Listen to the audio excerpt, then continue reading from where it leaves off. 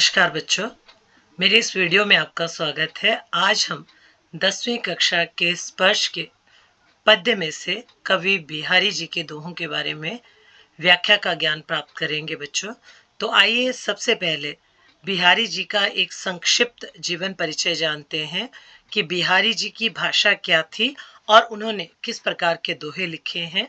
तो बच्चों, बिहारी जी ब्रज भाषा के मुख्य कवि माने जाते हैं। ब्रज भाषा का इन्होंने अपने दोहों में प्रयोग किया है और इन्होंने सतसई लिखी है जिसमें 700 दोहों का संकलन है। 700 दोहे इकट्ठे हैं। उन दोहों में ये विशेषता है कि दो पंक्तियों में होते हुए भी वे एक विशेष अर्थ को बताने में सक्षम है। तो बच्चों, कवि बिहारी का जन्म अगर कहा जाए तो 1595 में ग्वालियर में हुआ था, पर बिहारी 7-8 साल के थे तभी इनके पिता ओरछा चले गए थे, जहां बिहारी जी ने आचार्य केशव दास से काव्य की शिक्षा प्राप्त की थी। यही बिहारी रहीम जी के, जो कवि रहीम हमारे कवि हुए हैं, उनके संपर्क में भी आए। बिहारी ने अपने जीवन के कुछ वर्ष जयपुर में भी बिताए थे। बिहारी रसिक जीव थे, पर इनकी रसिकता नागरिक जीवन की रसिकता थी, अर्थात नागरिक जीवन से संबंधित जितने भी इन्होंने दोहे लिखे हैं उसका वर्णन उसमें है। उनका स्वभाव विनोदी और व्यंग्य प्रिय था, अर्थात वे व्यंग्य प्रिय दोहों को रचते थे और स्वभाव से प्रसन्नचित रहने वाले थे। 1663 में इनका देहावसान हो गया था, अर्थात मृत्यु हो गई थी। बिहारी की एक ही रचना सतसई उपलब्ध है। इसमें इनके लगभग 700 दोहे संग्रहित हैं। जैसे मैंने आपको बताया, लोक ज्ञान और शास्त्र ज्ञान के साथ ही बिहारी का काव्य ज्ञान भी अच्छा था। रीति का उन्हें भरपूर ज्ञान था कि किस तरह लिखना है, किस रीतिवत तरीके से लिखना है, वो जानते थे। उन्होंने अधिक वर्ण्य सामग्री श्रृंगार से ली है, श्रृंगार रस का अधिक प्रयोग किया है। इनकी कविताएं श्रृंगार रस की हैं, इसलिए नायक नायिका या नायकी की हैं वे चेष्टाएं जिन्हें भाव कहते हैं। तो नायक अभिनेता होता है और नायिका हमारी अभिनेत्री होती है बच्चों, जो अभिनय करती है। तो जो भाव है, उन भावों का अधिकतर वर्णन कवि बिहारी ने अपने दोहों में किया है। बिहारी की भाषा अगर हम कहें, जैसे मैंने आपको बताया, शुद्ध ब्रज भाषा है, पर वह साहित्यिक भाषा है। इनकी भाषा में पूर्वी प्रयोग भी मिलते हैं। बुंदेलखंड में अधिक दिनों तक रहने के कारण बुंदेलखंडी शब्दों का प्रयोग भी कवि बिहारी के दोहों में मिलना स्वाभाविक है बच्चों। तो आइए पाठ प्रवेश से पहले जानते हैं कि बिहारी के इन दोहों में उनकी क्या प्रतिभा छुपी हुई है। मांझी पोंछी चमकाई युति प्रतिभा जतन अनेक। मांझकर पोंछकर चमकाया गया है युक्ति से जिस प्रतिभा को, जिस योग्यता को, अनेक प्रकार के जतन करके दीर्घ जीवन, लंबा जीवन जीने वाले, विविध सुखों को प्राप्त करने वाले कवि बिहारी ने रची सतसई। कवि बिहारी ने एक सतसई की रचना की है जिसमें 700 दोहे हैं। बिहारी ने केवल एक ही ग्रंथ की रचना की है बच्चों, जिसका नाम है बिहारी सतसई। इस ग्रंथ में लगभग 700 दोहे हैं। दोहा जैसे छोटे से छंद में गहरी अर्थ व्यंजना के कारण यह कहा जाता है कि बिहारी गागर में सागर भरने में निपुण थे, अर्थात थोड़े में ज्यादा कहने में निपुण थे।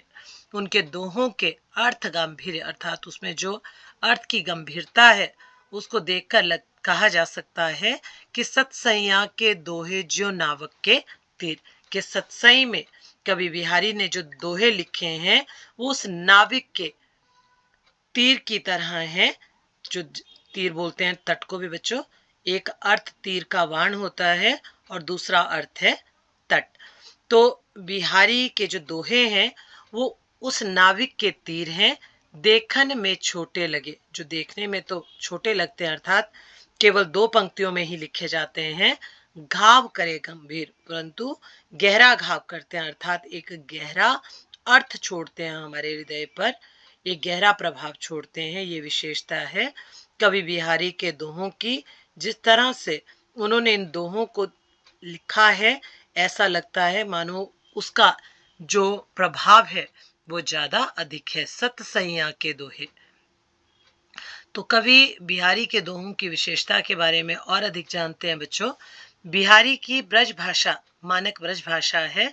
सतसई में मुख्य प्रेम और भक्ति के सार गर्भित दोहे हैं। इनमें अनेक दोहे नीति संबंधी हैं। या सतसई के कुछ दोहे हमारे पाठ्यक्रम में दिए गए हैं, जिनका व्याख्या कार्य हम करेंगे। बिहारी मुख्य रूप से श्रृंगार परक दोहों के लिए जाने जाते हैं, अर्थात श्रृंगार रस को अधिक महत्व दिया है इन्होंने अपने दोहों में, किंतु उन्होंने लोक व्यवहार, नीति ज्ञान आदि विषयों पर भी लिखा है। संकलित जो यहाँ संकलित दोहे हैं हमारे, सभी प्रकार की उसमें चेष्टाएं हैं। इन दोहों से बच्चों आपको ज्ञात होगा कि बिहारी कम से कम शब्दों में अधिक से अधिक अर्थ भरने की कला में योग्य थे, वो निपुणता उन्हें हासिल थी। तो आइए बच्चों, सबसे पहले दोहों का अर्थ जानने से पहले शब्दों के अर्थ जानते हैं, जो बहुत आवश्यक है दोहों के अर्थ के लिए, क्योंकि अगर हमें शब्दों के अर्थ आएंगे ब्रज भाषा के, तभी हम उन दोहों की सरल व्याख्या कर पाएंगे। दीर्घ दाग का मतलब है प्रचंड ताप, जो भयंकर गर्मी होती है ग्रीष्म ऋतु की, वह दीर्घ दाग। निदाग का अर्थ है ग्रीष्म ऋतु, और बतरस का अर्थ है बतियाने का सुख, अर्थात बातचीत करने का सुख, जो गोपियां कृष्ण के साथ बातचीत करके उस आनंद को लेती हैं। लुकाई का अर्थ है छुपाना। सोहे का अर्थ है शपथ लेना। बहुनु का अर्थ है भौन से, अर्थात भौं से। नटी का अर्थ है मना करना। रिजत का अर्थ है मोहित होना, और खिजत का अर्थ है खींचना, अर्थात बनावटी गुस्सा करना। मिलत का अर्थ है मिलना। भौन का अर्थ है भवन। सघन का अर्थ है घना। पैठी का अर्थ है घुसना। सदन तन का अर्थ है भवन में, और कागज का अर्थ है बच्चों कागज। संदेशु का अर्थ है संदेश।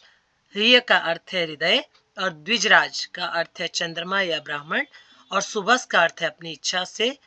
केशव का अर्थ है श्री कृष्ण। केसवाई का अर्थ है बिहारी, कवि के पिता, उनका नाम केसवाई था, केशव। जग जप माला का अर्थ है जपने की माला, और छापई का अर्थ है छापा। मन काचे का अर्थ है कच्चा मन, जो भक्ति में नहीं लगा हुआ है। सांचई का अर्थ है सच्ची भक्ति वाला। तो बच्चों, शब्दार्थ का अर्थ जानने के बाद, अब इन शब्दों के अर्थ जानने के बाद आइए शुरू करते हैं दोहों की व्याख्या।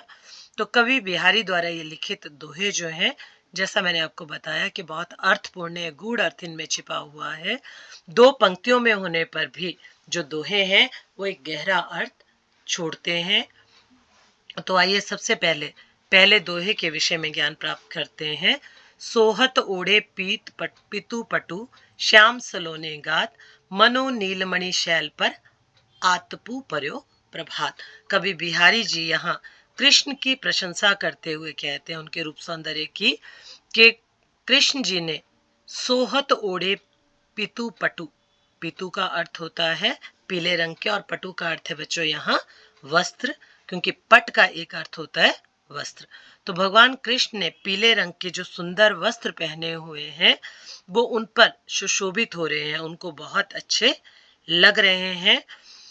उनके सामले शरीर पर श्याम सलोने, गात गात बोलते हैं शरीर को। सलोने का अर्थ है सुंदर, श्याम का अर्थ है सामले। तो भगवान कृष्ण के सामले शरीर पर वो पीले रंग के वस्त्र जो हैं सोहत, वो बहुत अच्छे लग रहे हैं। मनो नीलमणि शैलपन, मनो का अर्थ है बच्चों मानो, यहाँ उत्प्रेक्षा अलंकार भी है जैसा आप जानते हैं। मनो नीलमणि शैल पर, मानो नीलमणि, शैल का अर्थ है पर्वत पर। आतपू पर्यो प्रभात, आतपू का अर्थ है यहाँ पर बच्चों जो सवेरे का प्रकाश है। पर्यो प्रभात, प्रातः काल का जो सूर्य का प्रकाश पड़ता है, ऐसा लग रहा है मानो नीलमणि पर्वत पर प्रातः काल की सूर्य की किरणें पड़ रही हो, क्योंकि उस समय सूर्य की किरणों का प्रकाश पीले रंग का होता है। ठीक उसी तरह से भगवान कृष्ण नीलमणि पर्वत की तरह लग रहे हैं, उनका शरीर वैसा लग रहा है सांवला शरीर, और उस पर जो पीले रंग के वस्त्र हैं वो इस तरह लग रहे हैं मानो उस पर सूर्य की किरणें पड़ रही हों। दूसरा हमारा जो दोहा है बच्चों, उसमें ग्रीष्म ऋतु की भयंकर गर्मी का वर्णन किया है, जो सभी विरोधी जानवरों को भी क्या करती है, एक स्थान पर लाकर बिठा देती है और शांत कर देती है। तो आइए दूसरे दोहे का अर्थ जानते हैं। कहलाने एकत वसंत अहि मयूर मृग बाग। कहलाने एकत, जो भीषण गर्मी है ग्रीष्म काल की, उसके कारण जो बेहाल हुए जानवर हैं वो एक ही स्थान पर बैठे हैं। कवि जी कह रहे हैं मयूर का अर्थ है मोर और अहि का अर्थ है बच्चों सांप, मृग का अर्थ है हिरन और बाघ का अर्थ है चीता या बाघ। वे सभी एक जगह बैठे हुए हैं। जगतु तपोमन सो कियो, पूरा संसार उन्होंने एक तपोभूमि की तरह, तपस्या की भूमि की तरह बना दिया है, जहां किसी का किसी से कोई विरोध नहीं होता है, सब आपसी द्वेष भुलात कर साथ में रहते हैं तपोवन में। वैसा ही तपोवन यहाँ इस भूमि को उस भीषण गर्मी ने बना दिया है, क्योंकि वहां सांप, मोर और जो हिरन और बाघ हैं वो इकट्ठे एक स्थान पर बैठे हुए हैं। तो इस तरह ऐसा लग रहा है मानो गर्मी से बेहाल ये जानवर आपसी द्वेष, आपसी घृणा को भुलाकर एक दूसरे का साथ दे रहे हैं। अब तीसरा जो दोहा है बच्चों, उसमें गोपियां कृष्ण से बातचीत करना चाहती हैं और उस बातचीत को करने के लिए वो किस तरह की लीलाएं करती है उसका वर्णन यहाँ इस दोहे में किया गया है। बतरस लालच लाल की, बतरस का मतलब बात करने के लालच में, बातों का रस लेने के लालच में, लाल की मुरली धरी लुकाई। लाल बोला गया भगवान कृष्ण को कि गोपियां भगवान कृष्ण की मुरली को चुरा लेती है, उन्होंने चुरा लिया है उनकी मुरली को। सौ करे बहुनु हंसे, सौ लेती है, सुगंध उठाती है, कसम भी खाती है भगवान कृष्ण के सामने कि उन्होंने बांसुरी नहीं ली है। बहुनु हंसे, और भौं से अपनी मुस्कुराकर हंसती भी हैं उन भौं के साथ में। और बांसुरी देने से दैन कहे नटी जाई, नटी जाई होता है बच्चों इनकार करना, और बांसुरी देने से इनकार भी करती हैं। तो इस तरह वो भगवान कृष्ण के सामने क्या कर रही हैं, बांसुरी छुपाने पर भी उनके साथ खेल खेल रही हैं। बार बार कसम खाती है कि उन्होंने बांसुरी नहीं ली है, क्योंकि वो भगवान कृष्ण से बात करना चाहती है, इसलिए उनकी बांसुरी को उन्होंने छुपा दिया है और अपनी भौं को घुमाकर वे हंसने लगती हैं और बांसुरी देने से मना करती हैं। आइए अब अगले दोहे की व्याख्या करते हैं बच्चों। कहत नटत रीझत खीजत मिलत खिलत लजियात, भरे भौन में करत है नैनहु ही सब बात।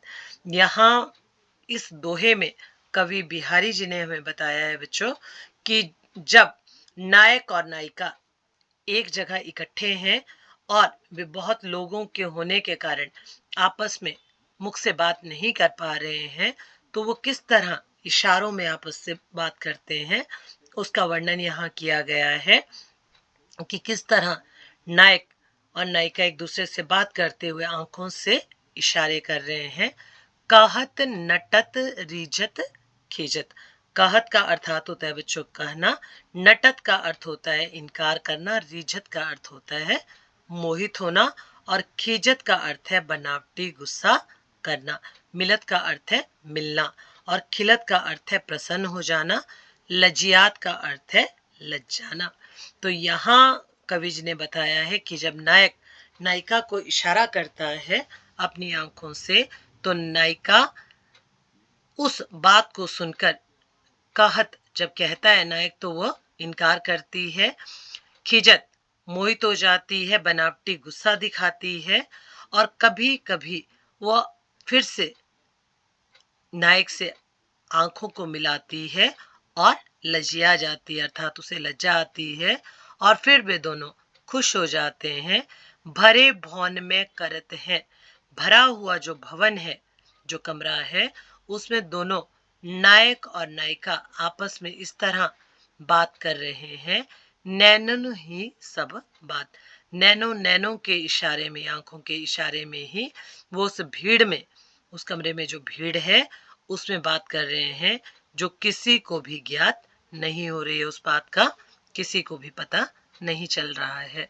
तो बच्चों अब कवि बिहारी ने जो अगला दोहा लिखा है उसमें उन्होंने, ये भी बिहारी सत्संग से ही लिया गया है, इसमें जून महीने की गर्मी का वर्णन करते हुए कवि जी कहते हैं, बैठी रही अति सघन बन, कि जून महीने की गर्मी इतनी अधिक हो गई है कि जो छाया है वो भी छाया ढूंढ रही है। और सघन, सघन का अर्थ होता है बेटा घने, तो घने वन में मानो वो छाया भी छिपकर बैठ गई है। पैठी सदन तन माही, और उस गर्मी से बचने के लिए वो भी क्या कर रही है, अपने लिए छिपने का स्थान ढूंढ रही है। देखी दोपहरी जेठ की छाओ चाहती छाओ, जेठ मास की उस दोपहरी में जो छाया है वो भी अपने लिए छाया चाहती है, अर्थात इतनी भयंकर गर्मी है कि उस गर्मी में छाया भी अपने आप के लिए छाया को ढूंढ रही है। तो अगला दोहा है बच्चों, कागज पर लिखत ना बनत, कहत संदेशु लजात, कही है सबू तेरऊ हियो, मेरे हृदय की बात। तो इसमें नायक और नायिका के विषय में ही बताया है कि नायिका अपने विरह की पीड़ा को कागज लिखत न बनत, दूर है उसका नायक उससे, तो कागज पर भी उससे अपने हृदय की पीड़ा लिखी नहीं जा रही है, और कहत संदेशु लजात, और कहकर संदेशा भेजने में उसे लज्जा आ रही है। कही है सबू तेरो हियऊ, तो नायिका कहती है कि कहिए सब कुछ तुम्हारा हृदय तुमसे कहेगा, मेरे हृदय की बात जो मेरे मन में है, वो मेरे मन की बात तुम्हारा हृदय तुमसे कहेगा, तुम अपने हृदय से पूछकर देख लो, अर्थात तुम मेरे विरह से भली भांति परिचित हो, इसलिए तुम्हारा जो मन है वो मेरे मन की बात को तुम्हें अवश्य कहेगा। प्रकट भय द्विजराज कुल, सुबसु बसे ब्रज आई, मेरे हरऊ कलेश सब, केशव केशवाई। यहाँ ब्रज की उस भूमि से, उस ब्रज भाषा में कवि बिहारी जी उस मिठास को लिए हुए फिर एक दोहा और कहते हैं। इस दोहे की व्याख्या इस प्रकार है बच्चों, प्रकट भय द्विजराज कुल, केवल जो प्रकट भय द्विजराज कुल, सुबसु बसे ब्रज आई। तो यहाँ जो आपके पास दोहा दिया गया है, इस दोहे का सबसे पहले हमने अर्थ देख लिया बच्चों कि इसके अर्थ क्या होते हैं। तो अर्थ के अनुसार ही व्याख्या होती है। श्री कृष्ण जो है अपने, उन्होंने कहाँ जन्म लिया है, प्रकट भय द्विजराज कुल, उन्होंने चंद्रवंश में जन्म लिया है, और स्वयं ही सुबसु, सुबसु का अर्थ है स्वयं, बसे ब्रज आई, और ब्रज में आकर बस गए हैं। मेरे हरऊ कलेश, बिहारी जी के पिता का नाम भी केशव राय था बच्चों, तो श्री कृष्ण का नाम एक केशव भी है, इसलिए कवि जी कहते हैं कि आप मेरे पिता के समान हैं, इसलिए आप मेरे सभी कष्टों का नाश कर दीजिए। सब केशव केशवाई, हे केशव आप मेरे पिता के समान हैं, क्योंकि मेरे पिता का नाम भी बिहारी जी कहते हैं कि केशव राय था, इसलिए आप मेरे सभी कष्टों का हरण कर लीजिए। आगे कवि बिहारी कहते हैं बच्चों, जप माला छापे तिलक, सरे न एकऊ कामू, मन काचे नाचे वृथा, सांचे रांचे रामू।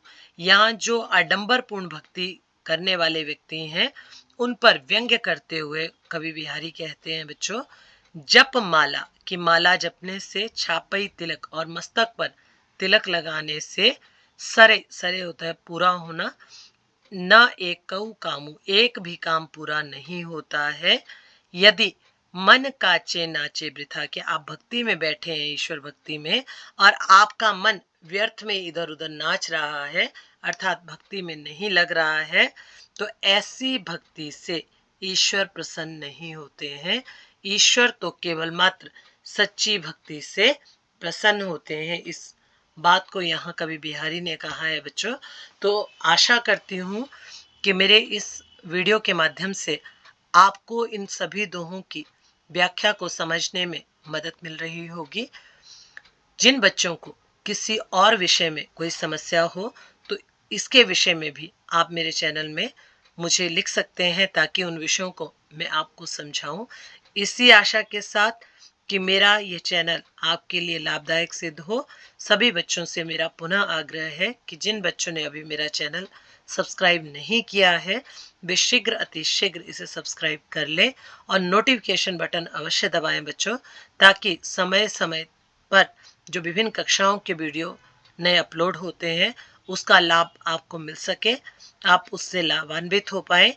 इसी आशा के साथ मैं अपनी वाणी को यहाँ विराम देती हूँ। नमस्कार।